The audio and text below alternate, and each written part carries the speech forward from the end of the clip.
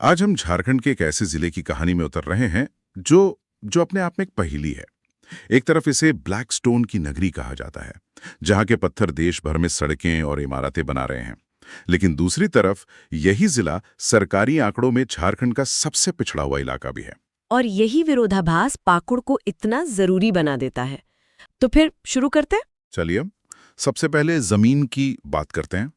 पाकोड़ झारखंड के नक्शे पर है कहाँ? हमारे स्रोत बताते हैं कि ये बिल्कुल उत्तर पूर्वी कोने में है।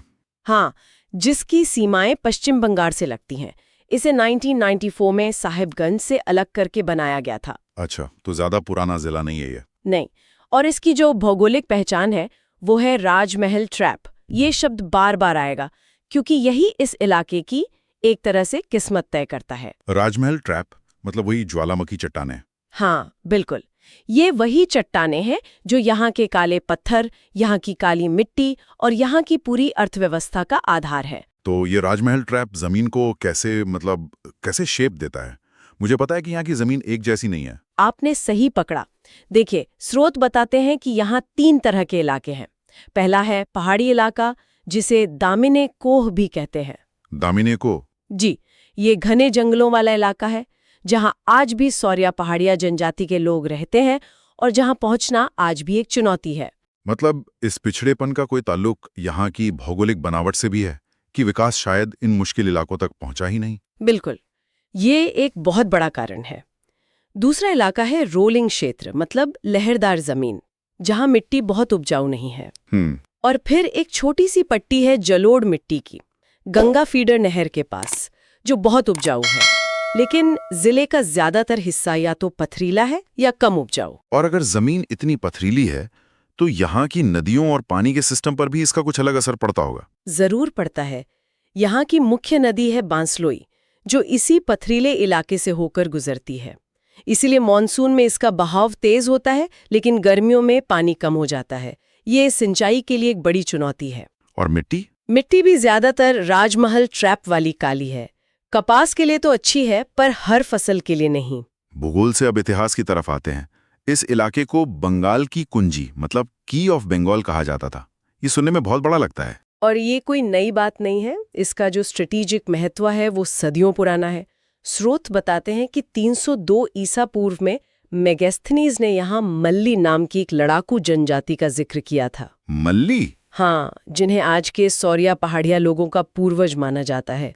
फिर 7वीं सदी में चीनी यात्री ह्वेन सांग भी यहाँ से गुजरे थे। और मुगल काल में तो राजमहल बंगाल की राजधानी भी बना।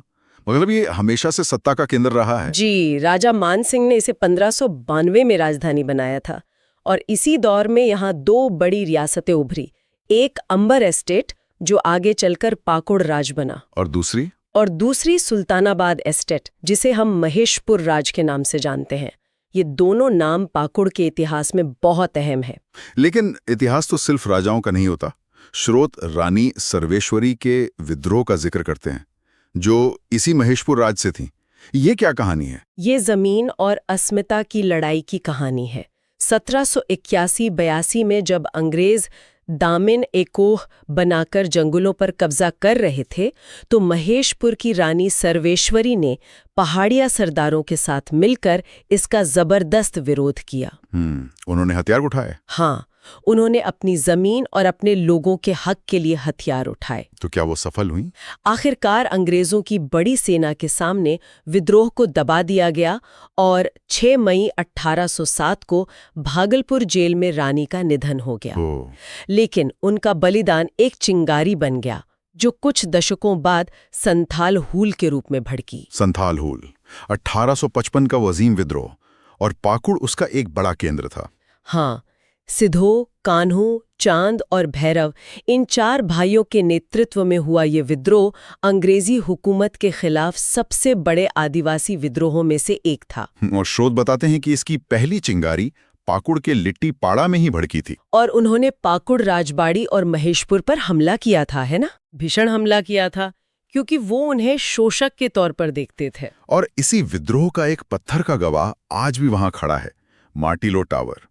ये बात तो बहुत दिलचस्प है कि ये टावर विद्रोह के बाद बनाया गया था। हाँ, 1856 में मतलब अंग्रेजों में इस विद्रोह का खौफ कितना गहरा बैठा होगा कि उन्हें अपनी सुरक्षा के लिए ऐसी मीनारें बनानी पड़ी। कैसी है ये मीनार? ये 30 फुट ऊंची गोल इमारत है जिसमें छोटी छोटी झिर्रियां हैं गोलियां चलाने के लिए।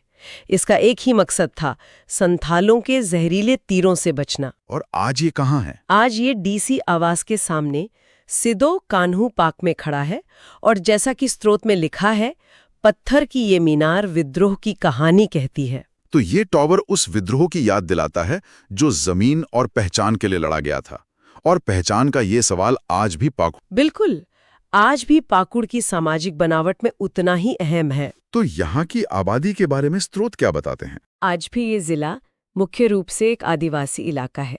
2011 की जनगणना के मुताबिक यहाँ की कुल आबादी 9 लाख के करीब है, जिसमें से 42% से ज्यादा एसटी हैं।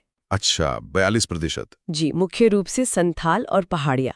लगभग 36% आबादी मुस्लिम है और 3% अनुसूचित जाति की।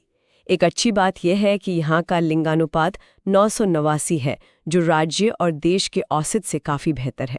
लेकिन यहीं पर वो आंकड़ा आता है जो सबसे ज्यादा चौंकाता है। साक्षरता दर सिर्फ 48.82%, पूरे झारखंड में सबसे कम। और अगर हम इसे और तोड़कर देखें तो तस्वीर और भी भयावह हो जाती है। पुरुषों में साक्षरता 57% है, लेकिन महिलाओं में ये सिर्फ 40.52% है। सिर्फ 40%? हाँ, ये आंकड़े सिर्फ नंबर नहीं है, ये उन हजारों लड़कियों की कहानी है जो शायद कभी स्कूल का मुंह नहीं देख पाती। जब हम विकास की बात करते हैं तो ये खाई हमें सबसे पहले पाटनी होगी। और ये खाई पाकुड़ की अर्थव्यवस्था से कैसे जुड़ती है? क्या कम शिक्षा का असर लोगों के काम धंधे पर भी दिखता है? सीधा दिखता है। यहाँ की अर्थव्यवस्था की रीढ़ तो वही ब्लैकस्टोन है। यहाँ 500 से ज्यादा पत्थर की खदानें और 800 से ज्यादा क्रशर मशीनें हैं। ये उद्योग इतना बड़ा है कि हावड़ा रेलवे डिवीजन को सबसे ज्यादा माल ढुलाई का राजस्व यहीं से मिलता है। यहाँ के स्टोन चिप्स बांग्लादेश तक जाते हैं। लेकिन स्रोत में एक लाइन है, जहां पत्थर में समृद्धि है वहां भूमि पर संघर्ष भी। इसका क्या मतलब है? इसका मतलब है कि इस समृद्धि की एक कीमत चुकानी पड़ रही है। अवैध खनन की वजह से स्थानीय आदिवासियों की जमीनें छिन रही हैं, उनके जल स्रोत दूषित हो रहे हैं। और सेहत पर भी असर होता होगा। बिल्कुल, खदानों की धूल से लोगों को सांस की बीमारियां हो रही हैं।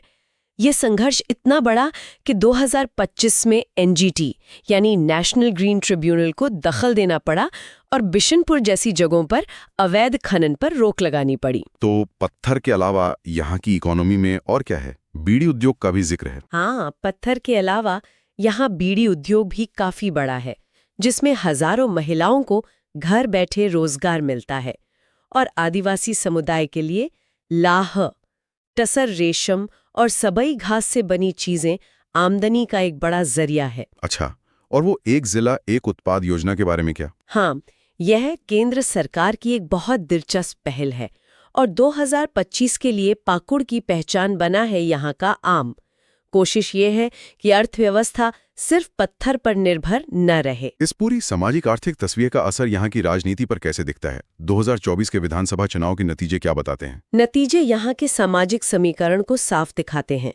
जिले में 3 विधानसभा सीटें हैं, लिट्टीपाड़ा, महेशपुर और पाकुड़। लिट्टीपाड़ा और महेशपुर दोनों आदिवासी आरक्षित सीटें हैं और दोनों पर जेएमएम के उम्मीदवार जीते, हेमलाल मुर्मू और स्टीफन मरांडी। और पाकुड़ की जनरल सीट?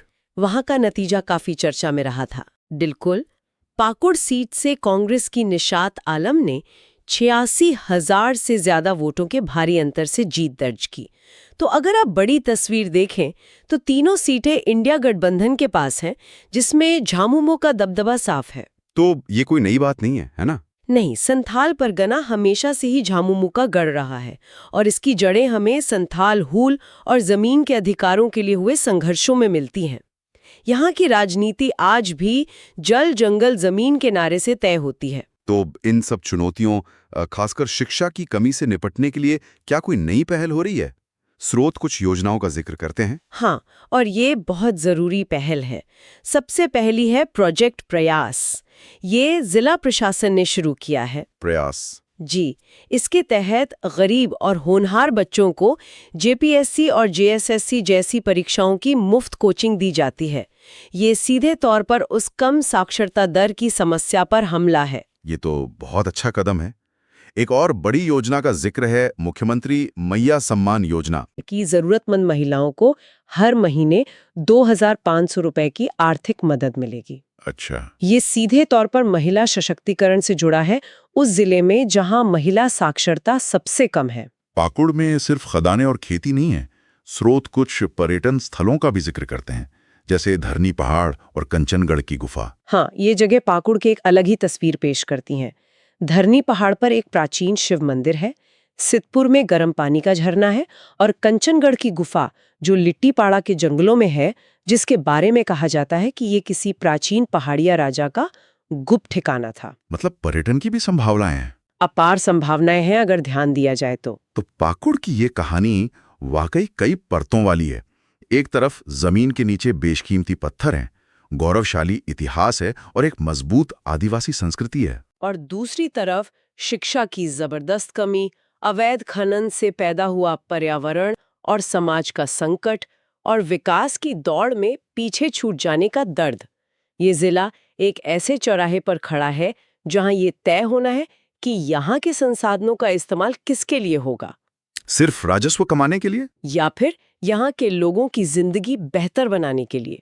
तो इन सभी स्रोतों को खंगालने के बाद जो एक बड़ी तस्वीर उभरती है वो क्या है? तस्वीर ये है कि पाकुड़ सिर्फ आंकड़ों में पिछड़ा एक जिला नहीं है। ये अपार संभावनाओं और गहरे संघर्षों की भूमि है। यहाँ की हर खदान, हर जंगल और हर गांव विकास के उस मॉडल पर एक सवाल खड़ा करता है जिस पर आज पूरे देश में बहस हो रही है।